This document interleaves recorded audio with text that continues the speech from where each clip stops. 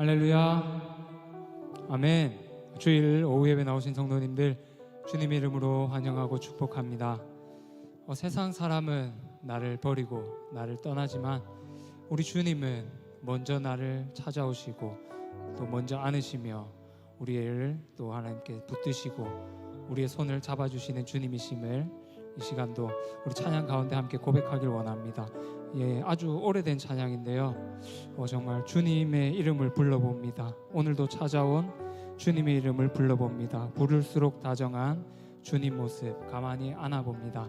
우리 찬양 가사를 깊이 또 묵상하시면서 정말 우리 주님 이름 부를 때 주시는 그 참 평안과 참 기쁨과 정말 우리 주님께로부터 받을 수밖에 없는, 세상에서는 우리가 가질 수 없고 누릴 수 없는 것들, 우리 주님 이 시간 주님 이름 부르면서 다 주님 안에 거하고 주님 안에 나아가는 시간 되기를 소원합니다. 함께 찬양 드리겠습니다.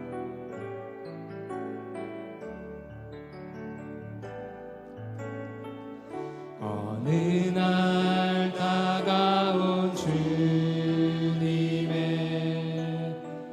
이름을 부를 수 없었어요. 뜨거운 사랑을 느꼈지만 부를 수 없었어요. 어느 날 다가온 주님의 모습을 쳐다볼 수 없었어요. 따뜻한 사랑을 느꼈지만 바라보지 못했어요.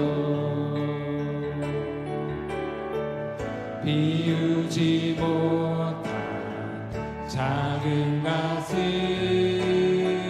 주님의 사랑은 너무 커요. 부서지고 낮아져도 주님 앞에 설 수 없었어요. 오늘도 찾아온 주님의 이름을 불러봅니다. 부를수록 다정한 주님 모습 가만히 안아봅니다. 우리 다시 처음부터 한번 고백하겠습니다. 어느 날 다가온 주님의 이름을 부를 수 없었어요. 뜨거운 사랑을 느꼈지만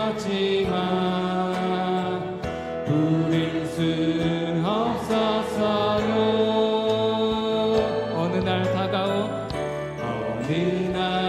다가온 주님의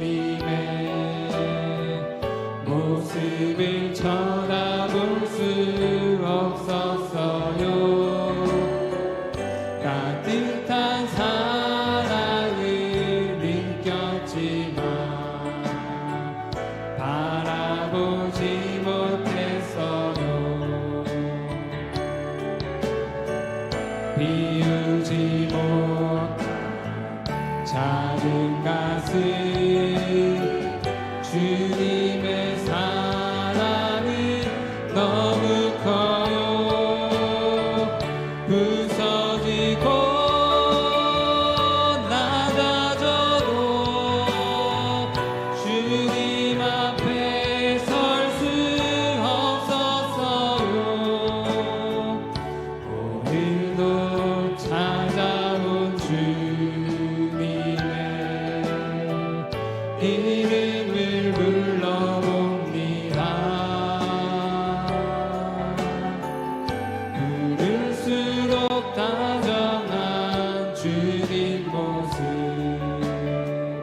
가만히 안아봅니다. 오늘도 찾아온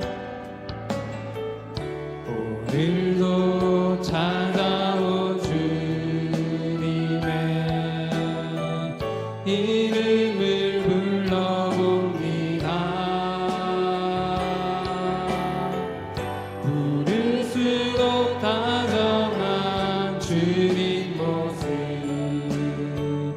가만히 하나 봅니다. 아멘. 우리에게 만족함 주시며 우리를 채워주실 주님께 이 시간 박수치며 찬양 드리겠습니다. 사람을 보며 세상을 볼 때 만족함이 없었네. 나의 하나님 그분을 볼 때 나는 만족하였네. 저기 빛나는 태양을 보라. 또 저기 서 있는 산을 보아라. 천지지신 우리 여호와 나를 사랑하시니. 아멘. 나의 하나님 한 분만으로 나는 만족하겠네. 난 사람을 보며 세상을 볼 때 만족함이 없었네. 나의 하나님 그분을 볼 때 나는 만족하겠네. 동남풍아 불어라. 서북풍아 불어라. 가시밭에 백합화 예수 향기 달리니 할렐루야 아멘.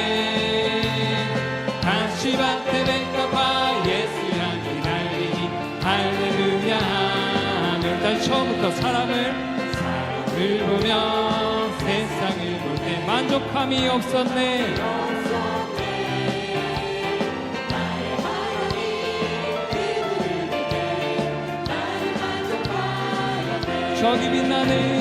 저기 빛나는 태양을 보라. 또 저기 서 있는 산을 보아라. 천지지신 우리 여호와 나를 사랑하시니.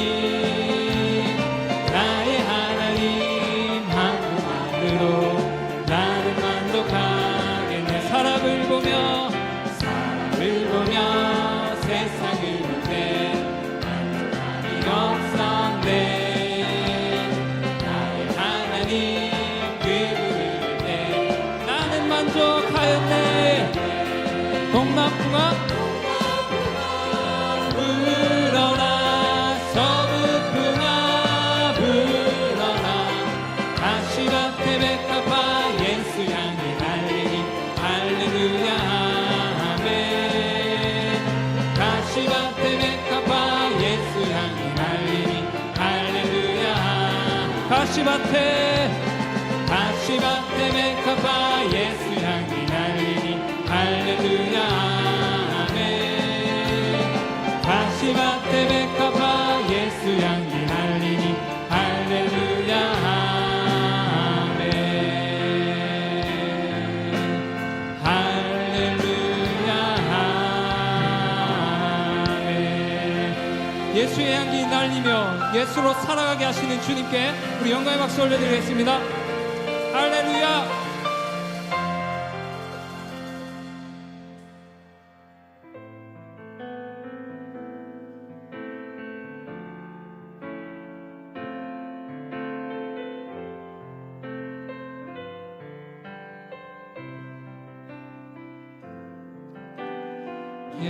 예수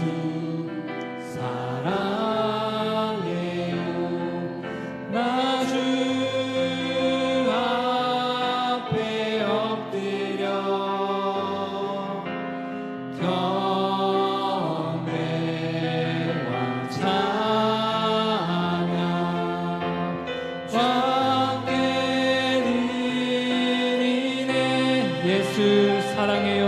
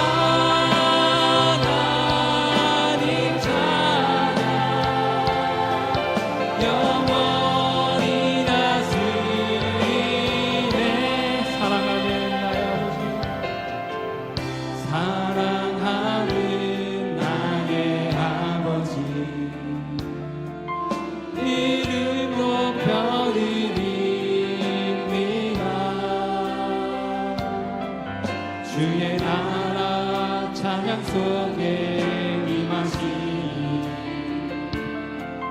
능력의 주께 찬송하네. 전능하신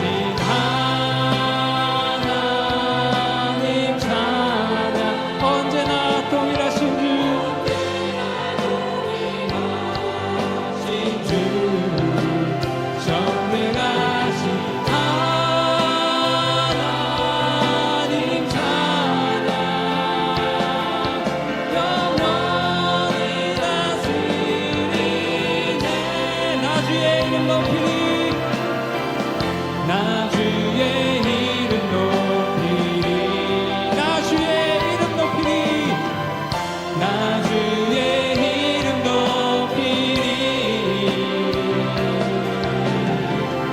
하늘 높이 올린 깃발처럼 주의 이름 높이니. 전능하신 하나님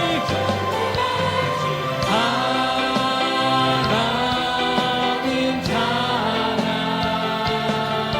언제나 동일하신 주 전능하신 하나님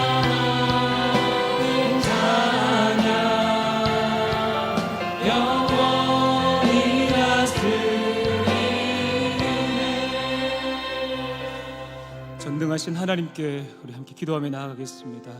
한마음 한뜻으로 기도할 때 먼저 은혜가 메말라가는, 건조해져가는 한국교회를 주여 불쌍히 여겨 주시옵소서. 다시금 과거에 찬란했던 그 부흥과 그 영광의 때를 기억하게 하시고 믿음의 선배들의 그 처절한 회개와 적극적인 순종의 역사들을 따르게 하여 주시옵소서. 개인의 생활에 대한 염려보다 복음을 외치는 구령의 열정을 우리로 하여금 회복하게 하시고, 교회를 떠나 가나안 성도가 되기보다 다시 교회로 돌아가 예수 그리스도의 몸된 교회를 세워가는 일에 전심전력을 다하게 하여 주시옵소서. 사랑하는 우리 믿음의 공동체, 우리 산성교회를 위해서 기도합시다. 온 성도 제자되어 세상을 변화시키는 생명 공동체로 나아가게 하시고, 지역사회는 물론이거니와 경남과 민족과 세계를 복음화하는 일에 전심전력을 다하는 복음의 전초기지로 우리 교회를 사용하여 주시옵소서. 이끄시는 담임 목사님을 위해 기도합니다. 영혼을 향한 뜨거운 심장을 가지고 양들의 형편과 처지를 돌아보는 목자로 삼아 주시옵소서.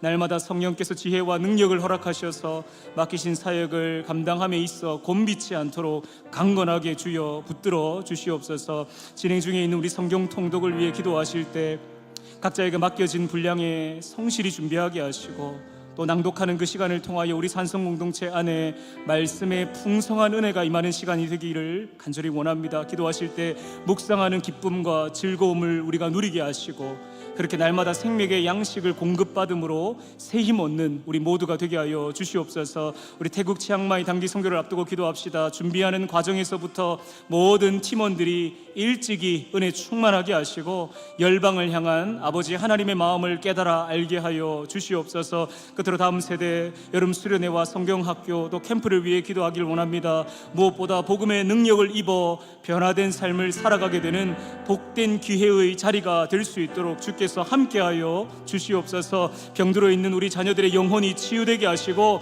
성령을 깊이 체험하는 시간이 되도록 주여 간섭하여 주시옵소서. 우리의 기도 중을 생각하며 한번 주여 한번 부르고 기도하시고, 우리 최정현 집사님 나오셔서 마무리 기도해 주시겠습니다.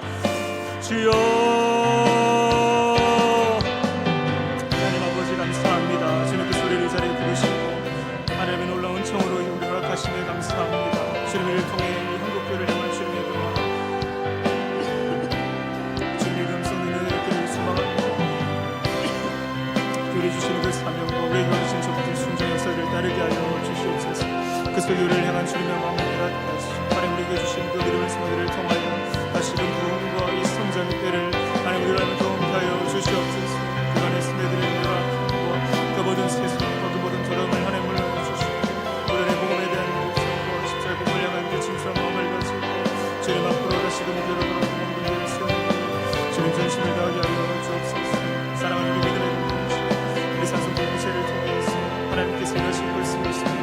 우리 교회에게 주신 그 제자의 사명, 우리에게 주신 그 사도에게 선물을 따르며 주신 그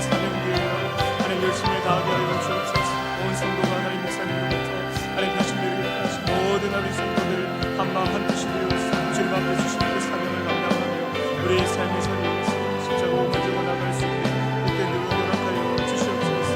하나님 주님 주의 모든 영의 사역을 위해 시간을 기도합니다. 주님 모든 팀동과 하나님 모든 수련의 영혼을 감사를 통해 주님 일하여 주시고 그 속에 하나님 내리시는 사역들을 하나님을 경험할 수 있는 복된 시간 될 수 있도록 은혜를 더하여 주시옵소서. 우리가 내면 신앙을 드려 소망합니다. 한 사람 한 사람 주시고 심령들마다 간절히 모든 시간들을 갈망하게 하시고 말씀을 받아 그 속에 주님 주신 은혜를 통해 우리 안에 불이 불끈 일어나게 하여 주시고 그를 통해 주시는 그 여러분의 모든 사역들 가운데 하나님께서 특별히 간섭하여 주시는 수고를 하시옵소서.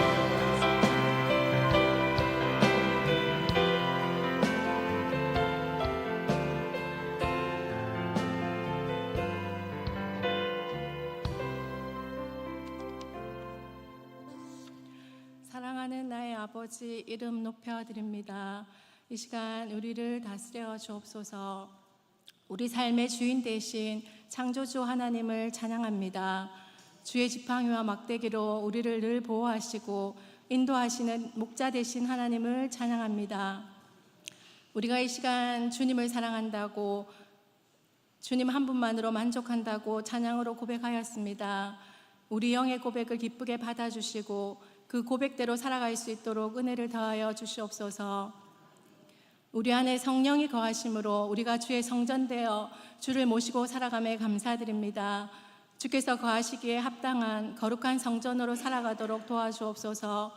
우리 안에 예수 그리스도를 모셨으니 그리스도의 마음을 품고 살아야 하나 그러지 못하는 우리의 연약함도 용서하시고 믿음을 더하여 주시기를 원합니다. 하나님, 우리 교회 공동체를 위하여 기도합니다. 우리가 세상을 변화시키기 이전에 우리가 먼저 예수 그리스도의 제자 되기를 원합니다. 늘 말씀 앞에 두려워 떨며 성령의 인도함을 받는 제자 되어 가정을 변화시키며 또한 세상을 변화시킬 수 있는 주의 제자가 될 수 있도록 저희들을 붙들어 주시기를 원합니다. 교회 안에 연로하신 어르신들을 위해 중보합니다.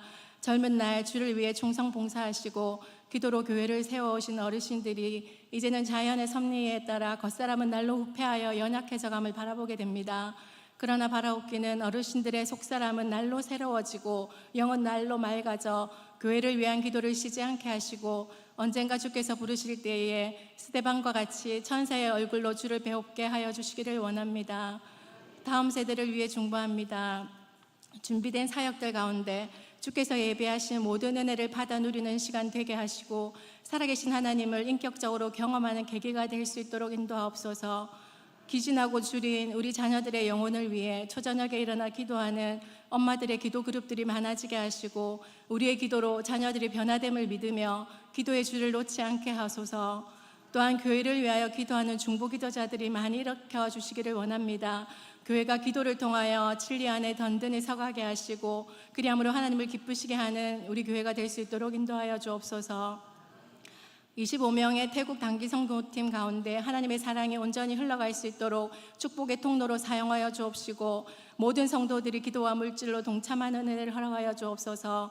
이들의 섬김으로 방문하는 태국의 교회들이 위로와 힘을 얻게 하옵시고 그 지역이 부흥하는 계기가 될 수 있도록 인도하옵소서. 이 시간 말씀을 전하시는 김희찬 목사님을 귀하게 사용하여 주시고 선포되는 말씀 앞에 모든 성도들이 두렵고 떨림으로 말씀을 받게 하여 주시며 선포되는 말씀이 삶의 예배로 이어질 수 있도록 은혜 내려 주옵소서. 그렇게 하실 하나님을 기대하며 예수님의 이름으로 기도드립니다. 아멘.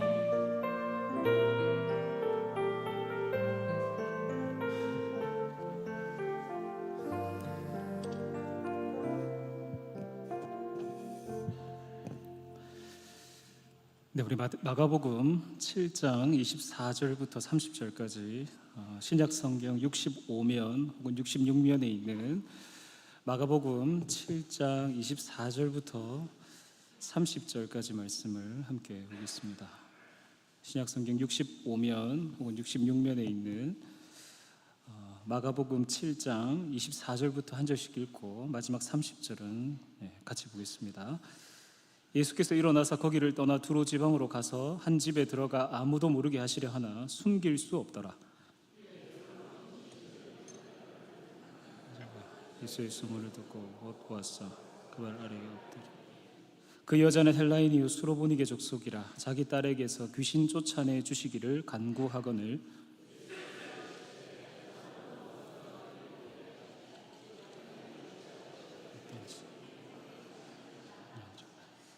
여자가 대답하여 이르되 주여 올소이다마는 상 아래 개들도 아이들이 먹던 부스러기를 먹나이다. 예수께 이르시되 이 말을 하였으니 돌아가라. 귀신이 내 딸에게서 나갔느니라. 네, 같이 봅니다. 여자가 집에 돌아가 본즉 아이가 침상에 누웠고 귀신이 나갔더라. 아멘. 아르헨티나 출신의 대문호인 호르에 루이스 보르헤스가 남긴 말 가운데 이런 문구가 있습니다. 책 읽기보다 훨씬 좋은 것은 읽은 책을 다시 읽는 것이다. 무슨 말인가 하니 한마디로 양을 압도하는 것은 깊이라는 현자의 시각이라 할 수 있습니다. 그렇게 읽은 책들을 다시 펼쳐 읽는 것을 통해서 그동안 세월을 통과하며 내가 얼마나 바뀌었는지 그리고 내가 얼마나 달라졌는지를 가늠할 수 있는 하나의 의식과도 같은 작업이 바로 다시 보기 혹은 다시 읽기라고 할 수 있겠죠. 마치 댐이 무너지듯이 댐이 무너져서 쏟아지는 어떤 콘텐츠의 이 홍수의 흙탕물 속에서 우리는 매 순간 내가 무엇을 보고 또 무엇을 듣고 무엇을 들어야 할지 또 무엇을 읽어야 할지를 참 헤맬 때가 많습니다. 너저분하게 늘어놓은 여러 정보와 지식들 속에서 뭐가 좋다더라 뭐가 나쁘다더라 여기저기 기웃거리다가 길을 헤맬 때가 참 많은 거죠.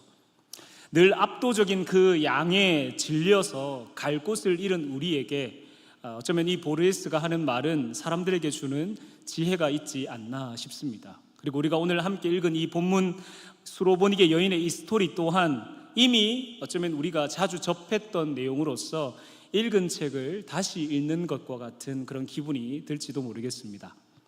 그 어쩌면 익숙한 본문 그리고 그 익숙한 본문이 가져다주는 안전함 그 속에서 우리는 묵상의 깊은 깨달음에서 비롯되는 만족과 행복감을 우리는 느끼게 될 것을 또 누리게 될 것을 저는 기대합니다.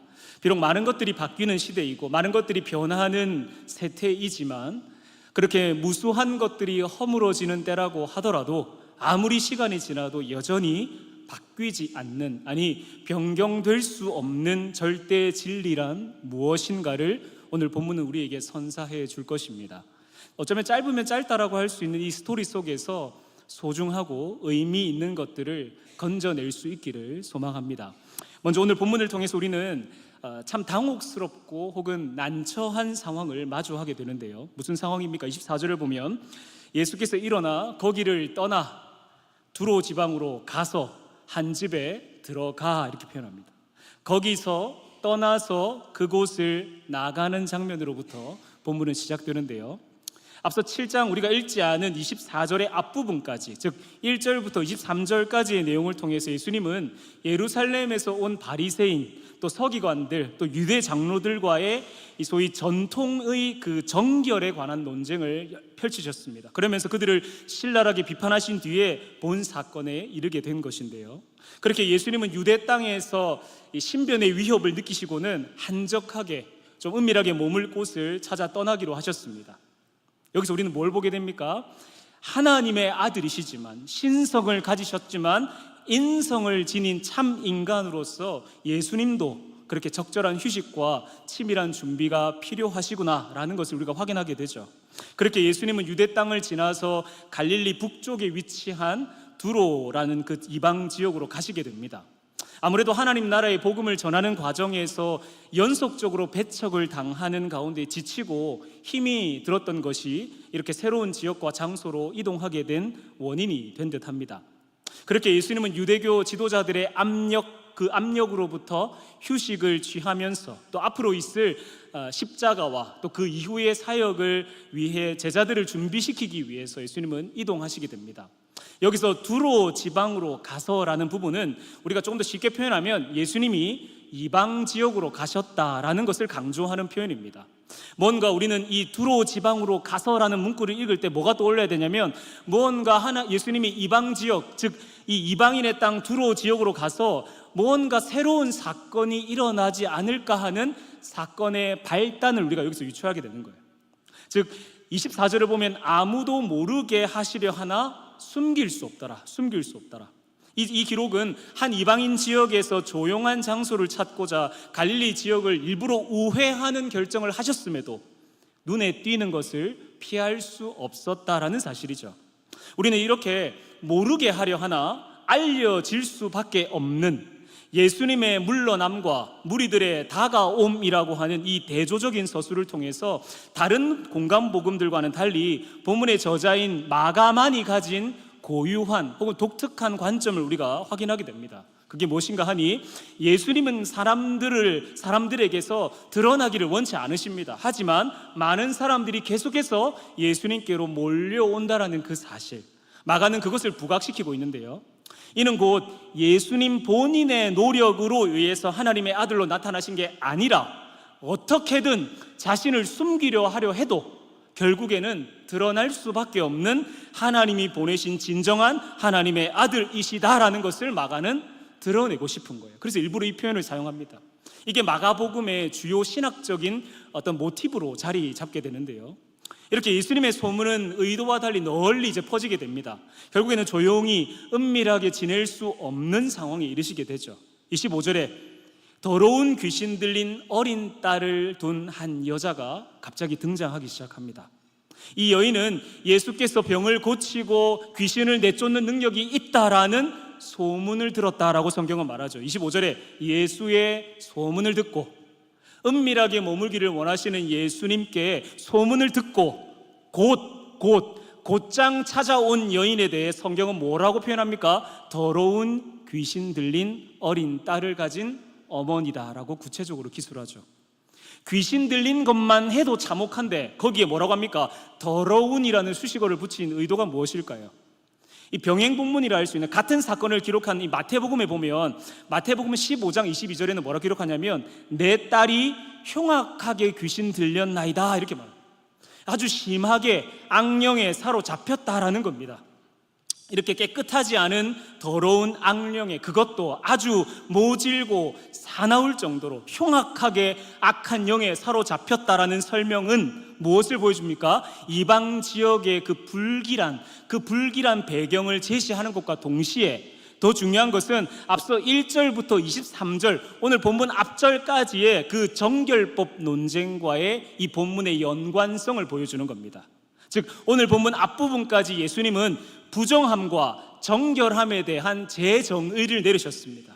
무슨 말이냐면 말 그대로 부정함이 무엇이고 정결함이 무엇인지를 예수님이 새롭게 정의를 내리신 사건이 23절까지의 내용인데요, 기존의 정의 내린 게 뭔가 문제가 있다라는 게 예수님의 지적이십니다.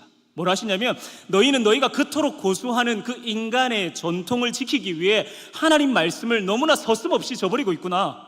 너희는 너희가 물려받은 그 전통을 핑계로 내세우면서 그걸 명분으로 삼아서 하나님의 명령을 짓밟고 있구나. 이러한 내용들이 바로 오늘 본문 앞절까지의 내용에 해당되는 내용입니다. 예수님은 이렇게 모세의 율법과 조상의 전통을 아주 엄격하게 지키는 소위 유대교를 대표하는 종교 지도자들과의 논쟁을 마다하지 않으셨어요. 이와 관련해서 본문 마가복음 쪽 위쪽에 보면 15절 또 16절에 예수님 이렇게 말씀하십니다. 밖에서 사람 안으로 들어가는 것이 사람을 더럽히는 게 아니라, 밖에서 들어오는 게 더럽히는 게 아니라 사람에게서 나오는 것이 결국 그 사람을 더럽힌다. 무슨 말입니까? 모든 것이 속에서 나온다는 거예요. 안에서 비롯된다는 거예요. 그렇게 사람을 더럽히기 때문에 마음을 깨끗이 해야 하고 그 마음의 중심을 따라 하나님의 뜻대로 사는 게 중요하다. 그게 정결한 삶이다 라는 게 예수님 말씀이에요. 그걸 깨우쳐 주셨던 사건이죠. 따라서 더 이상 부정함과 정결함을 그저 문자적으로 소위 어떤 전통, 유전, 어떤 관습, 이런 율법 이걸 따라 지키는 것만이 능사가 아니다라는 게 예수님이 말씀하신 23절까지의 맥락입니다. 그런 가운데서 하나님이, 우린 또 바울의 말씀을 떠올리게 되죠. 사도 바울도 뭐라고 했습니까? 하나님이 창조하신 모든 것을 감사함으로 받으면 선하다. 정결함과 부정함에 대한 개념을 완전히 바꿔버리죠. 그러한 맥과 함께 예수님 말씀하시는 거예요. 그렇게 정결과 부정을 다시 정의하신 사건, 이러한 배경 아래에서 우리는 이 마가가 지금 더러운 귀신 들린 어린 딸이라는 이 아주 구체적이고 상세한 표현을 통해 다시금 정결함과 부정함의 정의를 이 사건을 통해 새롭게 하실 예수님의 사역을 우리로 하여금 기대하게 만드는 거예요. 예수님은 저 더러운 저 악령도 심하게 들린, 흉악하게 악령에 들린 저 귀신 들린 어린 딸의 그 어미를 어떻게 부정함과 이 정결함에 따라 새롭게 규정하실까 하는, 사실 본문을 우리가 묵상하면서 또 한 가지 조금 의아한 점이 뭐냐면요, 이 여행길에 분명히 예수님의 제자들도 동행하고 있었습니다. 하지만 본문에 제자들에 대한 설명이 있습니까? 없습니까? 그들에 대한 내용은 전혀 나타나지 않는 거예요. 그렇다면 이 기사는 중심 인물이신 예수님하고 주된 참여자로 등장하는 이 수로보니게, 이 둘 간에 일어난 만남 혹은 대담 혹은 논쟁, 그리고 뒤 이어지는 축귀 이적 사건, 귀신을 쫓아내시는 그 사건의 모든 관심을 집중하고 있다는 걸 보여주는 거예요. 그 둘 외에는 어떤 것도 등장하지 않는 것.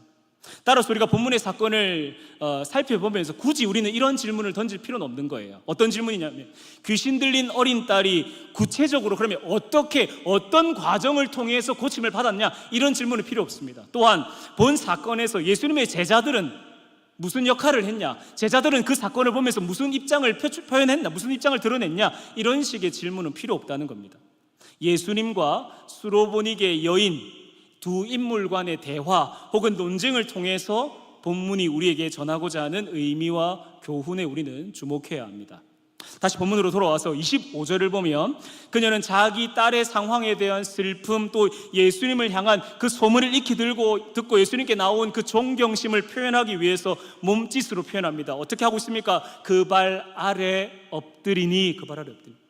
겸손한 태도로 자신의 간절한 소원을 아뢰는 이 여인의 모습을 두고, 이기적인 한 개인의 어떤 자기 목적을 달성하기 위해서 생떼를 쓰는 거 아니냐, 혹은 욕망의 분출 아니냐, 이렇게 보기 어려운 이유가 뭐냐면, 아까 얘기했던 그 병행본문 마태복음 15장에 보면 그 여인은 예수님을 향해 이렇게 부르짖고 있기 때문이에요. 우리 자막을 보면서 우리 노란색 부분만 같이 읽을까요? 시작. 주 다윗의 자손이여 나를 불쌍히 여기소서. 한 번 더 고백하겠습니다.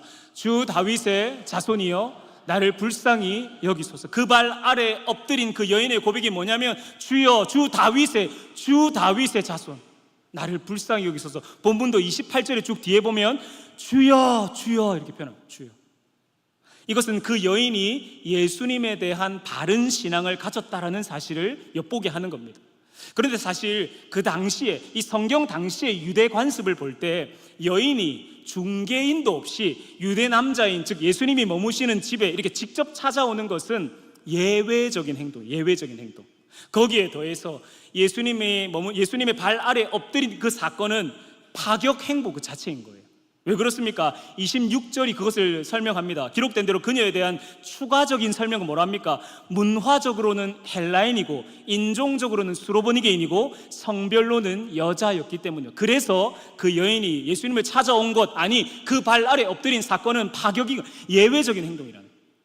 한마디로 예수님과 수로보니게 이 여인의 만남은 쉽게 가까워질 수 없는 상이한 세계의 접촉을 뜻합니다. 즉 두 인물 간의 만남은 이질적인 문화들 사이에 부딪힘을 감수하는 만남이었다라는 사실입니다. 이러한 한계, 이러한 어떤 장벽, 경계, 이럼에도 불구하고 눈앞의 장애물들을 개의치 않습니다. 그녀는 주님 앞으로 달려옵니다. 사회 문화적인 종교적인 제약에도 불구하고 예수님에 대한 소문을 듣자마자 25절에 곧 와서 그의 발 아래 엎드린 이 모습, 마치 용맹한 투사와 같지 않습니까? 주변에 따가운 어떤 눈총, 차가운 시선 따위는 그녀에게 있어서 고려사항이 아니에요. 내 딸이 고침받아야 한다, 나아야 한다, 회복되어야 한다. 그 딸에 대한 딸의 치유에 대한 그 간절함, 그 절박함, 그것이 그녀로 하여금 두려움 없는 담대함을 갖게 만들었습니다. 그렇게 예수의 소문을 듣고 곧장 뛰쳐나와서 그의 발 아래 납작 엎드린 여인의 모습은 우리에게 두 가지를 보여주죠. 뭡니까? 얼마나 상황이 위중하길래, 그리고 얼마나 그녀가 필사적이길래, 얼마나 그렇게 절박하길래, 어떻게든 사람을 떠나 피하려는 예수님의 열심과 달리 어떻게든 예수님을 만나려는 여인의 이 열심이 서로 충돌하게 되는 상황을 우리는 보게 됩니다. 본문에서 기본적으로 수로보니게라는 말이 뭐냐면 시리아와 페니키아의 합성어인데요, 그녀가 지리적으로 팔레스타인 북부 시리아에 사는 페니키아 사람임을 뜻합니다. 그리고 더 중요한 건 그녀가 인종적으로 이방인에 상응하는 헬라인이었다는 사실, 조금 더 구체적으로는 유대인들이 그토록 기피하는 이방인이었다라는 사실입니다. 마태는 뭐라고 하냐면요, 마태 또 병행 부문의 마태는 마태복음 15장 22절에 그 여인을 향해 가나안 여자 하나가 이렇게 표현해요. 가나안 여자. 이거는 부정한 이방인이라는 걸 애써 강조하기 위한 표현이에요. 왜냐하면 이스라엘이 약속의 땅에 정착했을 당시에 가나안 족속이 얼마나 지독한 원수인지를 유대인들은 다 기억하고 있는 거예요. 이미 다 알고 있어요. 그래서 굳이 가나안 여자, 마치 더러운 귀신 들린 이 표현처럼 부정한 이방인인 걸 드러낸 거죠. 이러한 주홍 글씨를 뒤로 하고 그 여인은 눈앞에 벽 앞에 서서 돌아서거나 포기하는 대신에 과감히 돌파하기로 작정합니다. 26절에 자기 딸에게서 귀신 쫓아내 주시기를 간구하거늘. 그간 인생 최악의 상황을 겪으면서 하루하루를 불안하게 살아가다가 마지막으로 예수님께 목숨을 거는, 말 그대로 올인하는 거예요. 전부를 거는 거예요. 그 여인의 간절함을 우리는 지금 목도하게 되는 겁니다. 그것도 사랑하는 딸의 치유와 회복을 위해서 누구도 감히 상상하지 못했던 그 일을 과감히 실행으로 옮기는 이 장면은 본문을 묵상하는, 아니 오늘을 살아가는 믿음의 부모로서 혹은 믿음의 조부모로서 우리 자신을 돌아보게 만드는 거예요. 우리 안에 이 같은 지독스러운, 정말 이 끈질긴 절박함이 우리 안에 상존하고 있는가라는 질문을 우리 스스로 던질 수밖에 없는 거예요. 내 자녀가, 나의 어여쁜 손자, 손녀들이 악령에 사로잡혀서 제정신이 아닌데 그걸 제대로 우리는 진단하고 있는가 하는 거예요. 심각성을 인지하고서 어떻게 해서 얼른 나음을 얻게 하고자 거룩한 도전을 우리가 감행하고 있는지를 물어야 됩니다. 혼탁한 문화 속에 오염되어서 지금도 중독 증세를 날마다 보이고 있는데도 부모로서 어쩔 수 없다면서 그냥 두 손 두 발 내려놓고 내가 무책임하게 방치하는 게 아니라 이건 세상하고의 아주 어쩌면 건설적인 타협이야 라는 식으로 자신을 방어하면서 애써 그렇게 주창하고 있는 것은 아닌지 우리는 본문 가운데 이 여인의 모습 속에서 우리는 스스로를 돌아보게 되는 겁니다. 아이의 아픔을 자신의 아픔으로 알고 그렇게 장애 아이를 데리고 단 하루도 마음 편히 살지 못했던 그녀가 예수의 그 소문을 듣고 딸아이를 위한 선택에 전부를 걸었어요. 전부를. 그녀가 자신이 이방 여인으로서 겪게 될 그 난처하고도 그 난감한 일을 예상하지 못했을 리가 없어요. 그럼에도 모든 배제, 혐오, 그 분위기를 뚫고 나갑니다. 차별, 냉대의 시선에 굴하지 않는 거예요. 오직 딸의 장애와 딸의 아픔과 악령에 시달려온 그 참혹한 고통을 해결하기 위해 주님 앞으로 나와 그 발 아래 엎드리는 그 모습, 일말의 틈도 주지 않고 곧바로 외칩니다. 마태복음으로 다시 한번 비교해서 볼까요? 15장 25절에 같이 읽겠습니다. 시작. 여자가 와서 예수께 주여 저를 도우소서. 큰 결단으로 엎드린 여인에게 예수님은 이 간절한 이 고백과 달리 평소와는 다른 반응을 보이시는 것 같아요. 마찬가지로 마태복음 15장 23절에 따르면 뭐라 하냐면 예수는 주여 도우소서라고 말했는데 예수님 한 말씀도 대답하지 아니하시다. 한 말씀도. 침묵으로 대응하고 계시는 걸 보게 됩니다. 이렇듯 우리는 내 예상과는 다른 혹은 내 기대에 위배되는 예수님으로 인해서 시험에 들고 절망에 빠질 때가 종종 있습니다. 물론 우리가 시간이 지나고 나면 그 상황이 다 해결되고 나면 그것이 하나님의 뜻하심과 선하심하고는 상관없는 나 중심적인 신앙의 발로였구나라는 걸 깨닫게 되지만 그 순간만큼은 나의 요청에 응답이 없는 주님으로 인해서 그 차가운 반응에 상처를 입고 오열할 때가 있지 않습니까? 왜 이렇게까지 나를 방치해 두시는 걸까? 왜 이렇게 내 인생을 나를 이렇게 코너로 몰아붙이시는 걸까? 왜 이리 가혹할 정도로 나를 낭떠러지 아래로 떠미시는 것만 같을까? 무관심도 정도껏 하셔야지. 너무 냉정하게, 너무 쌀쌀맞게 나를 대하시는 거 아닌가? 여러 의구심과 답답함의 소용돌이 속으로 우리가 빨려 들어갈 때가 종종 있지 않습니까? 비록 여인의 간곡한 외침과 달리 예수님은 묵묵부답하셨습니다. 하지만 한편으로는 그 여인의 그 마음을, 그 심중을 향하여 예수님은 은연중에 말씀하고 계셨는지도 몰라요. 그 여인의 믿음을 더 불붙도록 하시기 위한 예수님의 의도된 침묵임을 우리는 예상할 수 있습니다. 앞서 나열했던 그 여인 앞에 놓여져 있던 수많은 장벽, 경계, 한계, 제약들, 그런 다중적인 경계를 뛰어넘을 용기를 가진 여인이었기에 예수님 앞에 그녀는 감히 나올 수 있었어요. 지금의 침묵도 외면도 무응대도 감당할 수 있었는지 모릅니다. 그렇게 예수님은 27절에서 우리의 기대와는 다른 싸늘하고 냉정한 응답을 주시는 거예요. 27절, 우리 그 다음 27절 말씀 같이 읽겠습니다. 시작. 예수께서 이르시되 자녀로 개들에게 던짐이 마땅치 아니하니라. 아멘. 이 병행 본문인 마태복음은 그보다 앞서서, 이 멘트 앞서서 예수님 이렇게 말씀하셨다고 기록하는데요, 나는 이스라엘 집에 잃어버린 양 외에는 다른 데로 보내심을 받지 아니하였노라, 이렇게 기록합니다. 무슨 말이냐면 나는 이스라엘의 길을 잃은 양들에게만 보내졌다는 게 예수님 말씀이에요. 즉 예수님은 이스라엘의 잃어버린 양을 우선적으로 구원의 대상으로 삼으셨다라는 말씀. 집중해서 잘 들어주시기 바랍니다. 예수님은 지금 자신의 시급한 문제인 이스라엘과 하나님과의 관계 회복을 돕는데 내가 지금 전념해야 된다, 나의 사역의 포커스는 거기다라고 말씀하시는 거예요. 그렇게 되면 이스라엘이 하나의 이상적인 원형이 될 것이고 이제 이방인들을 향한 하나님의 뜻도 자연스럽게 성취될 거라고 생각하셨습니다. 특히 이 발언은 예수님께서 제자들을 파송할 때 했던 그 말씀을 우리가 한 번 더 떠올리게 합니다. 마태복음 10장 5절에서 6절의 말씀인데 제가 읽겠습니다. 이방인의 길로도 가지 말고 사마리아인의 고을에도 들어가지 말고 오히려 이스라엘 집에 잃어버린 양에게로 가라 말씀하십니다. 물론 이 명령은 하나님의 구원이 이스라엘에게 국한된다라는 뜻이 아닙니다. 즉 예수님께서는 지상에 계시는 동안 그분의 자신의 사명은 우선적으로 이스라엘을 향해 있다라는 의미입니다. 비록 예수님은 지금 어디 있습니까?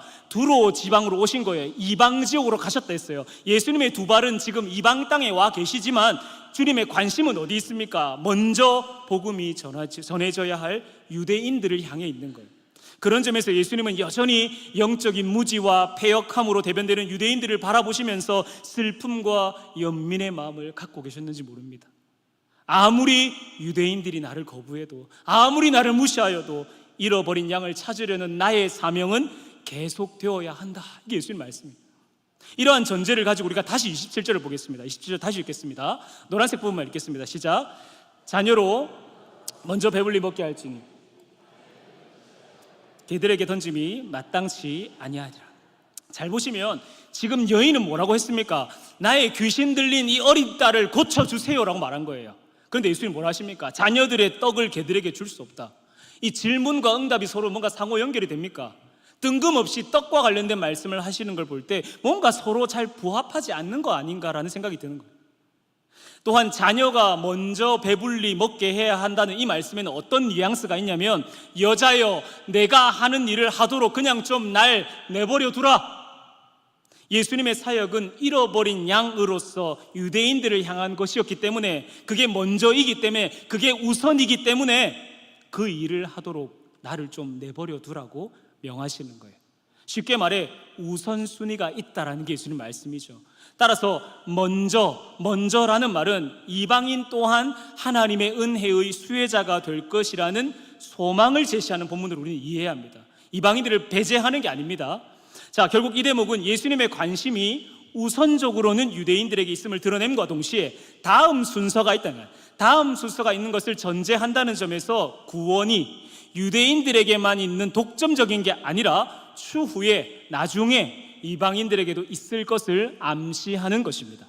특히 여기서 자녀들이 먹을 떡을 집어서 개들에게 던져주는 것은 옳지 않다라는 예수님의 말씀 가운데 이 개들이라는 표현을 주목할 필요가 있습니다. 당시의 유대인들은 이방인을 조롱하고 또 경멸하는 뜻에서 그들을 개라고 불렀습니다. 개. 물론 여기서 나오는 이 개들이라는 단어를 두고 지금 이 본문의 이야기의 배경이 한 가족의 식탁 상황을 반영한다는 점에서 거리에 돌아다니는 그런 개가 아니라 애완용 개, 집에서 기르는 이 개를 두고 말씀하신 거라고 해도 이 개라는 단어가 함축하고 있는 경멸의 그 은유를 크게 벗어나지 못했을 거예요. 쉽게 말해 이방 여인의 편에서 자신을 개라고 지칭하는 걸 기분 좋게 들을 수가 없다는 겁니다. 그녀는 예수님의 이 모멸적인 이 거절의 반응에도 굴하지 않고요, 지혜롭게 응수합니다. 지혜롭게. 28절의 말씀을 같이 읽겠습니다. 28절 띄워주시면 같이 읽도록 하겠습니다. 28절 같이 읽습니다. 시작. 여자가 대답하여 이르되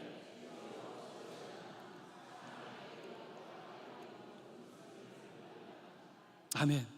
자녀들이 먹을 떡을 집어서 개들에게 던져주는 건 옳지 않다. 어쩌면 그녀를 시험하는 듯이 예수님의 이 강경한 거절을 두고 그녀는 뭐라고 합니까? 제 삶이 마치 개의 처지와 다를 바 없습니다. 주여 옳소이다마는, 이거 뭐냐면 제가 자격 미달인 거 알아요. 딱 제가 그 정도밖에 안 된다는 거 저 알고 있습니다. 모르지 않습니다. 말씀하신 거 다 맞습니다. 28절에서 주여 옳소이다마는 이 표현을 통해 예수님은 정작 유대인들에게는 대접을 받지 못하시지만 오히려 이 두로, 즉 이방 지역에서 이방 여인에게 주님으로 존중받는 아이러니를 우리가 보게 되는 거예요. 동족 이스라엘은 계속해서 예수님을 믿지 않습니다. 배척하는 그런 상황에서 오히려 이 수로보니게 여인은 이방인이었음에도 불구하고 이스라엘 백성을 능가하는 믿음을 보여줍니다. 그렇게 여인은 앞서 주님이 자녀들이 먹는 비유를 말씀하신 것을 착안해서 이렇게 지금 말하는 거예요. 집안의 개들도 상 밑에서 자녀들이 흘리는 부스러기는 먹지 않습니까? 비록 자녀들이 우선권을 갖는 건 제가 알겠지만 개들 또한 음식에 참여할 수 있는 것 아닙니까? 라는 얘기예요. 그녀는 자신을 개라고 칭하는 거에 기분 상하고 붕괴하고 그럴 정신이 없습니다. 오히려 개들 또한 그 상에서 먹을 기회를 누릴 수 있고 그 개들도 그 기회를 누려야 한다라는 게 그녀가 내비치는 강경한 입장인 거예요. 특히 27절에서 보면 개들이라는 표현을 28절에서는 뭐라고 표현하냐면 상 아래 개들, 예수님이 개들이라는 표현을 그녀는 더 격화시켜서 상 아래 개들, 그리고 27절에 자녀의 떡이라고 말씀하신 것을 그녀는 28절에 아이들이 먹던 부스러기로 더 낮추어서 표현하는 것을 통해서 우리는 이 여인이 얼마나 겸손하게 처신하고 있는지, 그리고 얼마나 담대히 주장하고 있는지를 보게 됩니다. 28절에서 주목할 점은 이건데요, 예수님은 먼저 배불리 먹게 해야 한다는 것으로 자녀들이 가지는 우선성을 말씀하셨어요. 그런데 지금 수로보니게 여인은 상 아래 개들도, 즉 제가 헬라어로 표현했는데요, 카이타 퀴나리아라고 되어 있는데 집 안에 개들 또한이라는 뜻입니다. 상 아래 개들도라는 표현은 또한이라는 표현이 들어있는데 집 안에 개들 또한 음식에 참여할 수 있지 않습니까? 라는 주장입니다. 따라서 그녀의 관심은 자신을 개로 부르는 거에 관심이 없어요. 개들 또한 카이타 퀴나리아라는 표현을 통해 그 상에서 개들 또한 함께 먹을 기회를 누릴 수 있고 누려야 한다라는 그 사실, 더 나아가서 이 여인의 말을 조금 더 확장해서 이해하면 상 아래에 있는 개들은 자녀들이 다 먹고 나서가 아니라, 즉 다 먹고 난 뒤에 부스러기를 먹는 게 아니라 그들이 식사할 때 함께 상 아래에서 부스러기를 먹는 게 아닙니까? 라는 거예요. 자, 이를 볼 때 그녀의 대답은 지금 메시아의 신 예수님의 도래로 인해서 이방인에게도 하나님의 은혜가 보다 적극적으로 임하게 되는 기회가 왔다는 것, 그 시대가 임했음을 지금 보여주고 있습니다. 그녀는 구원이 이스라엘 백성 혹은 제자들에게만 구원이 있는 게 아니라 그것을 당연시하는 그 견해를 두고 제동을 걸고 지금 도전을 하고 있는 거예요. 결국 이와 같은 이 부스러기에 대한 권리 주장이라 할까요? 이것은 이방인 선교의 정당성을 부여해 주는 겁니다. 비록 부스러기에 불과할지 모르지만 이방인 역시도 예수님의 교훈에 동참할 수 있는 권리가 있지 않습니까? 라고 감히 주장하고 있는 것. 그런 점에서 오늘 이 수로보니게 여인은 이방 선교의 새 문을 여는 이방인의 원형으로 제시되고 있습니다. 이렇게 여인의 말과 태도를 통해 예수님은 그 여인의 마음 중심을 꿰뚫어 보셨어요. 자신에 대한 믿음이 있구나라는 것을 아시게 된 거예요. 29절에 이 말을 하였으니 돌아가라. 즉 이 여인의 대답이 예수님께서 그녀의 요청을 수락하게 되는 결정적인 근거가 되었다는 사실, 기존의 두로에 계셨던 원래의 목적, 그 목적까지도 변경하도록 이끌었던 것이 바로 그녀의 이 말 때문이었다는 사실. 특히 18절에 보면 개들도 아이들이 먹던 부스러기를 먹나이다, 이걸 두고 헬라어 3가지 단어가 유사하게 등장하는데 개는 퀴나리온, 그리고 아이는 파이디온, 그리고 부스러기는 프시키온이라는 명사를 사용합니다. 3가지 모두 매우 작은 것을 가리키는 표현입니다. 개들, 또 아이들, 아이 또 부스러기까지. 그 여인이 만일 유대인이 자녀라면 이방인인 자신은 개에 불과하다, 즉 유대인이 식탁에 차려진 풍성한 음식을 먹는 것과 그들이 하나님의 은혜를 마음껏 누린다면 이방인으로서 자신은 땅에 떨어진 부스러기와 같은 그 은혜라도 받아야 되지 않습니까? 라는 지극히 겸손하고도 끈질긴 자세를 그녀는 견지하고 있는 거예요. 그녀의 요점이 무엇입니까? 개들도 자녀들과 동시에 부스러기 음식이라도 얻는다는 점에서 제가 뭘 굳이 더 기다릴 필요가 있습니까? 라는 말이에요. 예수님은 먼저 그리고 그 다음이라는 표현을 하셨지만 여인은 함께 동시에 먹는 거 아닙니까? 위에서 식탁 위에서 먹을 때 함께 개들도 그 밑에서 동시에 먹는 거 아닙니까? 제가 뭘 더 기다려야 됩니까? 라는 구원에 대한 간곡한 외침을 우리는 보게 되는 거죠. 분명히 수로보니게 여인과 그녀의 딸은 문화적으로나 인종적으로나 성적, 종교적으로 당시의 개들과 같은 불결한 대상으로 취급되었습니다. 하나님 나라의 내인이 아니라 외인이었어요. 하지만 두려움 없는 믿음으로 또 지혜로운 깨달음으로 주님의 인정을 받습니다. 그리고 주인의 상에서 함께 그리고 동시에 배불리 먹는 은혜를 입게 된 것입니다. 그렇게 예수님은 유대인과 이방인 모두가 함께 그리고 동시에 배불리 먹이시는 참된 생명의 원천으로 본문 가운데 등장하시는 것입니다. 29절에서 이 말을 하였으니 돌아가라 라는 본문을 두고 병행 본문인 마태복음은 또 뭐라고 합니까? 마태복음 15장 28절에 여자여 내 믿음이 크도다 내 소원대로 되리라 라는 말씀. 이방 여인이라는 이 핸디캡이 있었음에도 분명한데도 누구보다 훌륭한 믿음의 소유자였다는 사실. 특히나 이 같은 수로보니게 여인의 모습은 바로 앞에 문맥에 해당되는 마가복음 6장에서 바다 위로 걸어오시는 예수님을 보고도 알아보지 못하고 두려워 떨기만 하는 그 제자들의 모습. 아니 그리고 7장 1절부터 23절까지 여전히 형식과 전통에만 매여서 거기에 사로잡혀 있는 유대 지도자들과는 너무나 뚜렷이 대조되는 이 장면. 믿음이 얼마나 큽니까?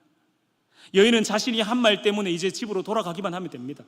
29절에 귀신이 내 딸에게서 나갔느니라. 예수님이 그 여인을 안심시켜 주시죠.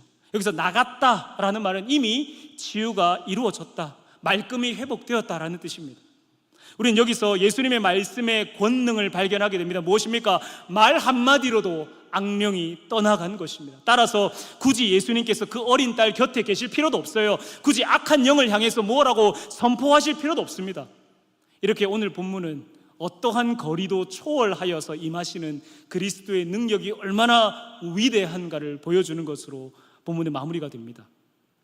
말씀을 정리하면요, 지금까지 예수님의 주요 활동 무대이자 유대인의 선교의 중심지로서 유대 땅, 갈릴리, 또 가버나움을 떠나서 처음으로 본문에서 이방 지역으로 가신 장면을 우리는 살펴보았습니다. 아무도 모르게 두로의 한 집에 들어가 계시려고 했지만 성령의 사역 가운데 예기치 못한 상황이 벌어졌죠. 그렇게 예수님은 이방인이면서 그것도 여성이고 뿐만 아니라 귀신 들린 어린 딸을 가진 부정한 여인과의 만남을 가지셨습니다. 그렇게 오늘 본문은 복음이 이방인에게로 은혜 가운데 전해진다라는 그 주제를 향해 계속해서 걸어갑니다. 이방 세계에도 복음이 선포된다라는 예고편인 거죠.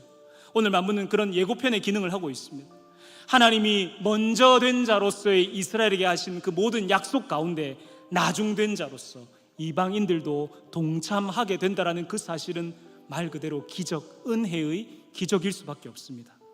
특히 마가복음 7장 안에서 이 7장의 전체적인 맥락 안에서 본문은 부정함과 이 정결함에 대해 다시 정의 내리시는 예수님의 사역을 우리는 보았습니다. 그렇게 우리는 그 부정함 혹은 더러움, 무엇보다 정결법에 저촉될 수밖에 없는 그 한 여인의 저돌적이고도 겸손하고도 순종적인 모습을 우리는 살펴보았습니다. 말 그대로 사회적인 보호막이라고 여겨질 만한 모든 장치가 파괴된 여인의 삶, 철저히 소외된 인생으로 좌절과 절망의 늪에서 벗어나기 위해 발버둥치듯이 유일한 소망이신 예수님 앞으로 나오는 그녀의 모습, 소문으로 듣고 지금 내 눈앞에 계시는 예수님, 그 예수님이 귀신을 쫓아낼 수 있는 능력을 가지신 분이심을, 아니 내 인생의 구원자이심을 그녀는 믿음으로 고백했습니다. 여자여 내 믿음이 크도다 내 소원대로 되리라. 이렇게 믿음으로 예수님을 향해 주여 다윗의 자손이여 주여. 그 이방인은 이제 어떻게 되었습니까? 나중된 자요? 아니요, 먼저 된 자가 되었습니다. 말 그대로 역전 현상이 일어난 거죠. 하늘나라는 그래서 어떻습니까? 나중된 자로서 먼저 된 이 여인과 같이 이러한 사람들과 함께 더불어 힘있게 하늘나라는 전진하고 있는 것입니다. 본문을 묵상하면서 우리는 스스로에게 질문해야 되는 거예요. 그 모든 장벽과 그 모든 경계를 허물고서 내가 그토록 진하게 그어놓은 그 선을 지우고 그 선을 넘나들면서까지 주님 앞으로 나올 믿음이 있는가라는 질문. 우리는 그 어느 때보다도 사실 예수의 그 소문을, 그 복된 소식을, 그 생명의 말씀을 들으면서 손에 쥐고 있는 이 성경 말씀이 그저 활자로만 머물러 있지 않고 지금도 살아 역사하고 있음을 익히 잘 알고 있으면서 우리는 내 상황에, 내 처지의 시급함과 위중함을 쉽사리 인정하지 않습니다. 그렇게 당장이라도 와서 그 발 아래 엎드리는 필사적이고 겸허한 그 모습을 의외로 발견하기 어렵습니다. 영적으로 온갖 증상이 투성이인데 증세가 심각한데도 문진표조차 작성하지 않는 거예요. 흉악하고 몹쓸 병에 내가 걸려 있는데도 진단서 발급은 애초부터 거부하는 겁니다. 그런 점에서 수로보니 여인은 어떻습니까? 자기 객관화가 잘 되어 있는 인물이죠. 자신을 개라고 칭하시는데도 그 불편한 언급 앞에 감정을 절제합니다. 거기에 요동하지 않아요. 도리어 수로보니 여인은 예수님의 말씀을 인정합니다. 자녀들이 떡을 먼저 먹어야 한다, 먼저 그들이 먹어야 된다, 그 사실을 수용하죠. 그러는 가운데 예수님이 언급하신 개라고 하는 그 부정적인 뉘앙스의 단어를 긍정적인 메커니즘으로 바꾸어 사용합니다. 상 아래 개들도 아이들이 먹던 부스러기를 먹나이다. 그렇게 수로보니 여인은 상 아래에 있는 개들이 자녀들이 먹다 흘린 부스러기를 얻어먹는다라는 일상적인 그 사실, 그 진리를 통해 개의 먹을 권리를 기정사실화한 거예요. 그 여인의 절박한 처지, 간절한 믿음이 이렇게 기지에 찬 지혜를 창출해낸 것입니다. 결국 예수님은 수로보니 여인의 반격에 손을 드세요. 그녀의 말을 수긍하시고요, 그녀의 도전을 수용하십니다. 더 나아가 그 여인의 믿음에 감동하셨어요. 그 결과 딸이 치유되었을 뿐만 아니라 비로소 이방에도 구원의 역사가 나타나게 되었습니다. 내게 주어진 상황에 대한 바른 인식, 나라는 존재에 대한 객관적인 그 자각은 예수님을 몰라보면서 알아봄으로 바뀌는 계기를 만들어주는 거예요. 무슨 말입니까? 예수님과 지근거리에 있으면서도 수많은 기적을 직간접적으로 체험하면서도 한사코 예수님을 거절하면서 그의 메시아이심을 몰라봄으로 일관했던 그 유대인들과 달리 오늘 본문의 이방 여인은 그를 알아봄으로 치유와 회복이라는 그 놀라운 구원의 기쁨을 맛보게 되었습니다.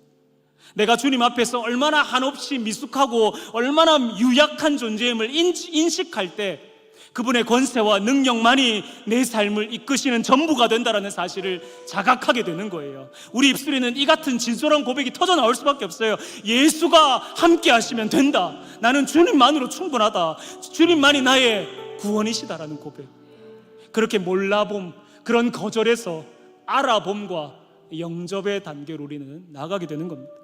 이렇게 자기 객관화가 잘 되어 있는 믿음의 백성들은 예수님이 또한 누구이신가를 분명하게 인식하게 됩니다.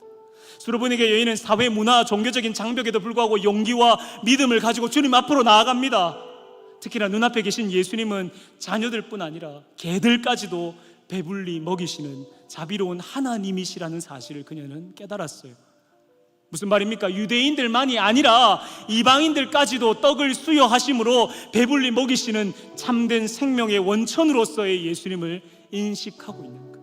이러한 믿음과 통찰력을 통해서 고통스러운 경멸의 순간을 긍정적인 상황의 새로운 국면으로 전환시킴으로 그녀는 생애에 놀라운 기적을 경험하게 되었습니다. 치유와 구원으로 대변되는 떡을 기다릴 필요도 없이, 그 기다림 없이 함께 동시에 같은 상에서 먹게 된 것입니다. 그 결과 그녀와 그 어린 딸은 자녀로부터의 부스러기가 아니라 직접 주인의 상으로부터 먹는 그 경험, 즉 하나님의 자녀로서 주시는 그 떡을 배불리 먹는 놀라운 경험을 하게 된 것입니다.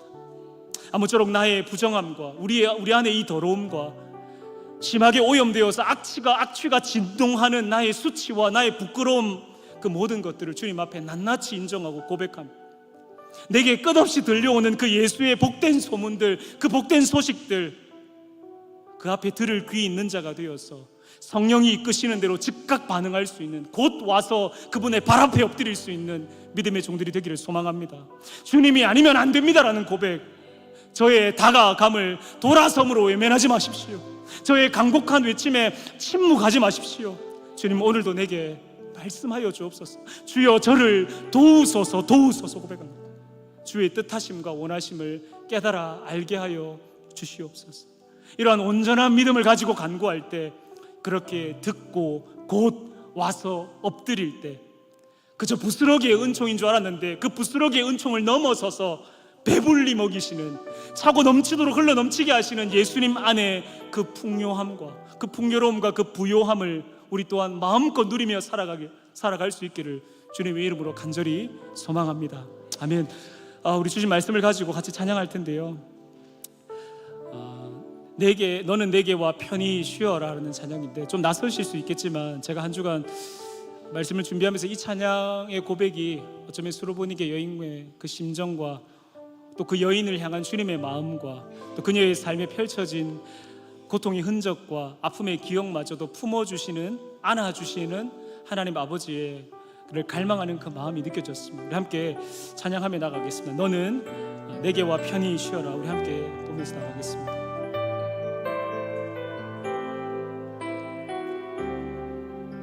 내가 주님 알기 전, 내가 주님 알기 전 주님 날 먼저 아시고, 나 주님 사랑하기 전 주님 날 사랑하셨네. 나를 이미 아시고 내 죄 사하기 위하여 그 아들을 보내셨네. 그 아들 보냈네. 한 번 더. 내가 주님 알기 전, 내가 주님 알기 전 주님 날 먼저 아시고, 주님 사랑하기 전 주님 날 사랑하셨네.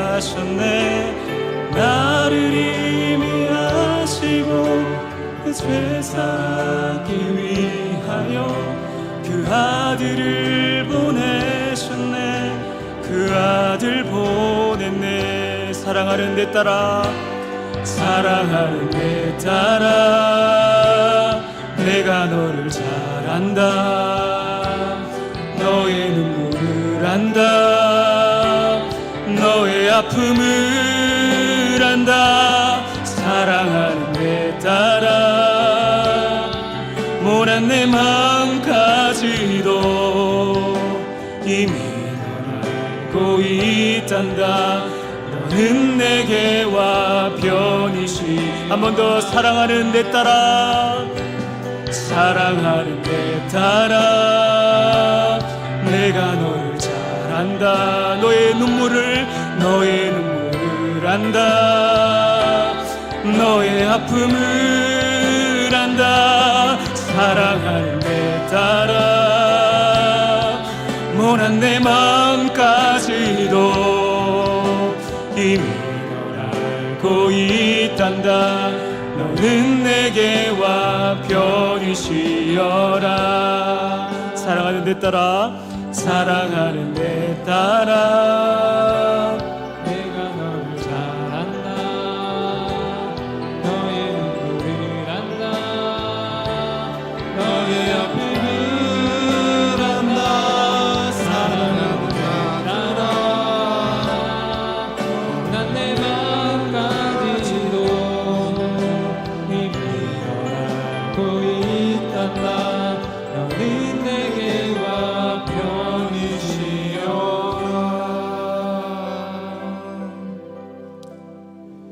네, 큰 은혜시였는 줄 믿습니다. 예, 벌써 우리 7월 이제 둘째 주를 더 들어서서 우리 7월, 8월 여름 사역이 이제 진행되고 있습니다. 우리 다음 세대 연이어서 여러 가지 캠프와 또 수련회가 진행될 텐데요. 정말 사실 요즘에는 좀 그것이 약하지만 사실 중고등학교 때 이 수련회를 통하여서 이제 신앙을 갖게 되고 예수님을 만나고 그래서 혼자 먼저 신앙생활을 했다가 오늘도 우리 서로 등록하신 우리 가정과 그런 이야기를 했는데 학생회 때 이제 먼저 신앙을 가지시고 그리고 부모님 전도하고 가정에 이제 구원화를 이제 이루어 나가시는 그런 이야기를 잠시 나눴는데 사실 불과 우리 뭐 10년, 20년 전만 해도 우리 중에도 그런 분들 많으실 거예요. 먼저 여름 성경학교 또 주일학교를 통하여서 청소년부를 통하여서 내가 먼저 구원받고 그리고 가정을 또 복음화시킨 좀 그런 사례들이 많았는데 요즘에는 사실은 희박하긴 하지만 그래도 여전히 또 하나님께서 우리 안에서 행하실 수 있는 일이라 기대되고요. 너무 이게 여름 캠프와 성경학교 수련회는 너무 중요합니다. 우리 다음 세대들이 이번 여름 수련을 통하여서 또 복음을 경험할 수 있는 그런 캠프와 성경학교가 되도록 우리 관심 가져주시고 또 이제 기도해 주시고 동참해 주시길 부탁을 드립니다. 그리고 우리 이번 주 금요일은 우리 중동 A국에 있는 우리 선교사님 오셔서 우리 선교 보고를 해주시고요.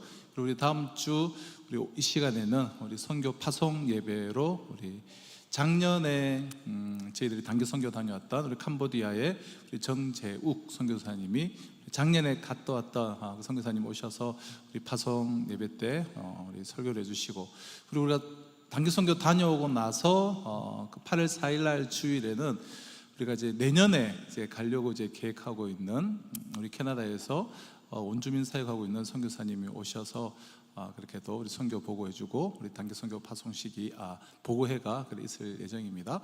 우리가 진행되는 또 여름 우리 단기 선교에 우리 마음을 모아주시고 관심을 함께 해주시고 잘 다녀오라가 아니라 우리 온 팀으로 함께 우리에게 주신 사명을 감당하는 것입니다. 우리 보내는 선교사 또 가는 선교사로서 우리 온 팀으로서 함께 하는데요. 우리 꼭 기도해 주시고 또 우리 후원도 해 주시고 이번에 크게는 5개 교회를 가는데 그 중에 이제 4개 교회는 다 시골에 있는 지방에 있는 그런 마을인데 한 교회를 베이스로 해서 또 그 4개 지방에 있는 그런 마을에 가서 낮에는 우리가 직접 노방 전도를 하고 또 사람들 모아서 복음 전도 집회를 가지고 우리 팀원들이 준비한 찬양과 공연과 율동을 하고 또 제가 이제 복음을 전하고 그 4번의 이제 전도 집회가 있고요. 그리고 3곳에 이제 초등학교를 방문하고 사역이 이제 꽉 찹니다. 하루하루 꽉 차 있는데 이번 사역을 통하여서 이번 선교를 통해서 풍성한 열매가 맺혀지도록 우리 꼭 기도해 주시고 또 동참해 주시고 또 후원해 주시기를 그래서 우리가 원팀으로 함께 올여름 사역 좀 뜨겁게 우리가 하나님 앞에 올려드리는 시간 되시길 부탁을 드립니다. 또 우리 성경 통도 우리 계속해서 동참해 주시고 지금 올여름 말씀을 가까이 하는 지어져가는 성전으로서 나 자신을 잘 세워가시기를 다시 한번 부탁드립니다. 우리 주님 가르치신 기도로 우리 주일 오후 예배 예배하도록 하겠습니다. 하늘에 계신 우리 아버지여 이름이 거룩히 여김을 받으시오며 나라가 임하시오며 뜻이 하늘에서 이루어진 것 같이 땅에서도 이루어지이다. 오늘 우리에게 일용할 양식을 주시옵고 우리가 우리에게 죄 지은 자를 사하여 준 것 같이 우리 죄를 사하여 주시옵고 우리를 시험에 들게 하지 마시옵고 다만 악에서 구하시옵소서. 나라와 건세와 영광이 아버지께 영원히 있사옵나이다. 아멘. 우리 같이 자리에서 우리 일어나셔서 우리 율동하며 함께 우리 찬양하겠습니다. 너와 나의 모습이 예수님 닮아 너와 나의 모습이 예수님 닮아 너와 나의 모습이 예수님 닮아 하루 이틀 매일매일 지날 때마다 더 닮아가길 원해요. 너와 나의 모습이 너와 나의 모습이 예수님 닮아 너와 나의 모습이 예수님 닮아 하루 이틀 매일매일 지날 때마다 더 닮아가길 원해요. 예수님 사랑이 넘쳐 예수님 축복이 흘러 예수님 은혜가 가득 당신과 함께하길 예수님 사랑이 예수님 사랑이 예수님 축복이 예수님 축복이 흘러 예수님 은혜가 예수님 은혜가 당신과 함께하게 여러분과 함께하기를 원합니다. 이번 한 주도 승리하십시오.